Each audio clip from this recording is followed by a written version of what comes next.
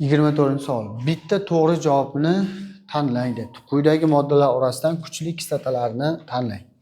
Kislotalarning kuchliligini topishda ikkita usul bor. Birinchi usul kislorod sonidan vodorod soni ayrilganda 2 ga teng son chiqsa va 2 dan katta son chiqsa kuchli kislota bo'ladi. Agar 2 dan kichik son chiqsa kuchsiz kislota bo'ladi. Birinchi usul. Ikkinchi usul markaziy elementning oksidlanish darajasi +5 ga teng yoki +5 dan katta bo'lsa ham kuchli kislota bo'ladi. +5 dan kichik bo'lsa kuchsiz kislota bo'ladi. Bu ikkita usul. Faqat kislorodliklarning kuchini aniqlaydi. Kislorodsiz kislotalar ichida 4 ta kislota kuchli bo'ladi. Yodlab qo'yish kerak. Xlorid, bramid, yodid va radonid degan kislota. Radonid H6 uglerod azotli kislota. Sianid emas, sianid kuchsiz. Radonid kuchli bo'ladi. Shu 4 ta xlorid, bramid, yodid, radonidlar kuchli kislododsizlar ichida. Qolgan barcha kislododsizlar kuchsiz hisoblanadi. Endi mana bular ichidan kuchlilarni topamiz. Karbonat kuchsiz, xato javob.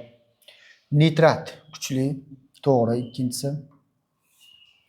O'rta fosfat o'rtacha kuchli kislota deb olingan, kuchsizga olinadi ko'proq, shuning uchun xato javob. 4. Borat kislota H3 kuchsiz kislota bu ham xato javob. 5. Perxlorat kislota H-xlorotor kuchli, to'g'ri javob. 6. Xlorat kislota H-xloro3 bo'ladi. Bu ham kuchli, to'g'ri javob. 7. Ftarid kuchsizga olinadi ko'proq. Aslida o'rtacha kuchli kislota dissotsialanishi 7,5%, 8,5% shunaqa. Shunda kuchsiz xato javob. Shunda 2, 5, 6lar kuchli ekan, to'g'ri javob B javob bo'lar ekan.